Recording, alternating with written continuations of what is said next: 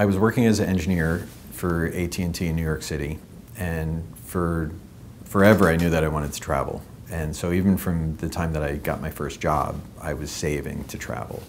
And finally in 1994, I had saved up enough money to quit my job and travel. And so I bought a one-way ticket to Nepal, and I decided to take a year and just travel and see the world and get out there and learn about the world and see everything that I could.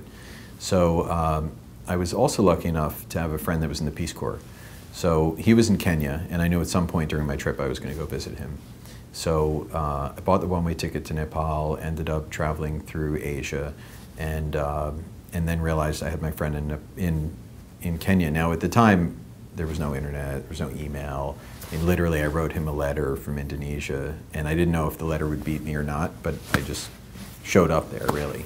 And we had a rough plan. Like before he went to the Peace Corps, I told him, like, you know, one of these days I'm going to travel, and if I do, I'm going to come visit you in Kenya.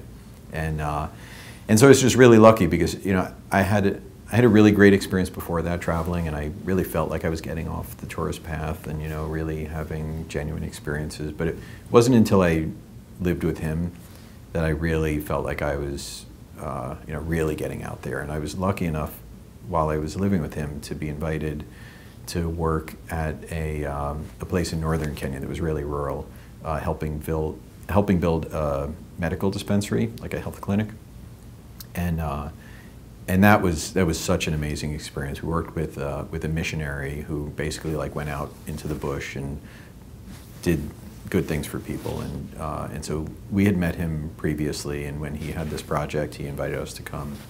And the experience was just amazing. I mean, you know, I got to use some of my skills as an electrical engineer. I was working on like the solar panels of this dispensary, but just, you know, we were sleeping on the sand dunes and in this really small village, and the kids were just running around us the whole time. We just had an amazing experience. And when I came home at the end of this whole trip, and I would tell people about that particular part of my experience, they would say, well, you're so lucky. I wish, you know, I had the opportunity to travel, and I wish I had the money and the time. And, you know, I just felt like people could do it, but they just didn't have the good fortune that I had of having the time, the money, the friend in the Peace Corps, to kind of wander my way. I mean, it took me 6 months to wander my way into having this amazing, you know, like short-term experience in the village.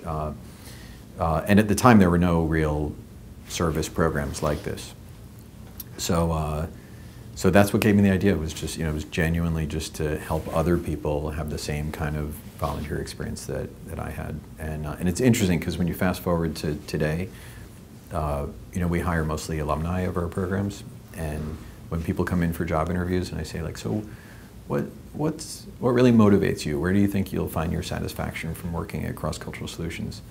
They invariably, or at least the ones that get the job, say, I just want to help other people have the experience I had volunteering with CCS. So, you know, that was the real motivation, and that kind of continues to turn the wheel today.